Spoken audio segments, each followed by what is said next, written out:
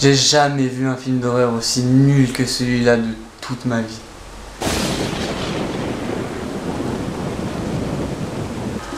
Vous savez, je suis un passionné de films d'horreur. Et en général, quand je vois un, je me mets dans toutes les conditions qu'il faut pour bien être plongé dans le film et pour avoir peur. Et généralement, ça marche. Des films comme Martyr, La colline des yeux ou encore Silent Hill me font bien bader. Mais là, je vous jure que même un épisode de La petite maison dans la prairie est plus angoissant que ce film. En plus d'être le cliché parfait du film d'horreur, il est terriblement long et chiant à regarder.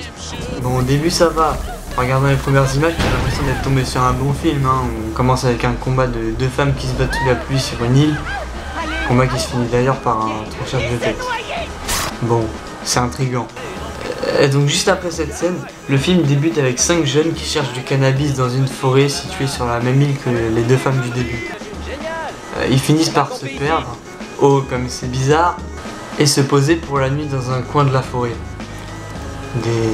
Des génies. Et vous savez quoi? C'est là que tout devient illogique. Le meneur du groupe à lunettes revient d'un chalet abandonné depuis 20 ans et commence à raconter que c'est dans la zone où il se trouve que la femme du début s'est fait décapiter. Il raconte que le fils de la femme est toujours vivant après s'être fait noyer et qu'il se trouve dans l'endroit où ils sont. Mais il est complètement con ou quoi? Il savait très bien que l'endroit était craignos et il y va quand même. Bref, la fille d'un couple décide de s'éloigner du camp avec son mec parce qu'elle veut lui parler. Elle lui dit qu'elle veut se barrer parce qu'elle a peur. Il essaie de la rassurer et bien sûr ça marche. Il s'éloigne beaucoup trop et tombe devant le chalet abandonné. Et là, n'importe qui s'est barré en courant, tellement c'est flippant. Mais bon, comme on s'y attend, le gars veut visiter alors que la meuf veut se barrer. Ils finissent par y aller. Oh non, mais qu'est-ce qui va se passer? Ils sont dans un endroit terriblement flippant et ils y vont quand même. Putain d'handicapés. Ils visitent et là la porte se ferme. Très brusquement. Et allez savoir pourquoi, le mec va voir ce qui se passe en y allant à quatre pattes. Je sais pas, peut-être pour mieux se prendre les coups ou pour être complètement vulnérable. Bon, et à partir de ce moment, tout le monde se fait buter. Et c'est tout.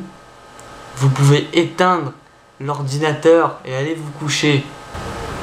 Et oui, en plus de vous emmerder pendant 30 minutes du film absolument inutile pour faire croire qu'il y a un scénario, la suite est strictement pareille, puisqu'un autre groupe de jeunes décide d'aller sur la même île. Il y a bien des moments qui me font rire dans ce film, comme quand le chinois rencontre Jason, l'enfant noyé, et qui est toujours vivant, et que... enfin regardez plutôt.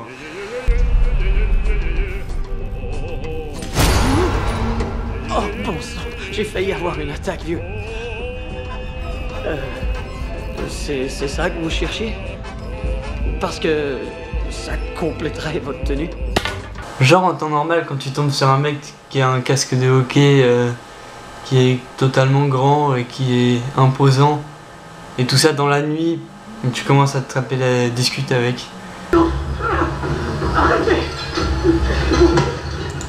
Est-ce que quand les gens disent arrêtez à leur agresseur, ils ont un espoir de survie sérieux? Arrête! Bon ok, j'arrête. T'étonnes pas si à la fin du film tu ressembles à ça. Ah c'est fini? C'est fini?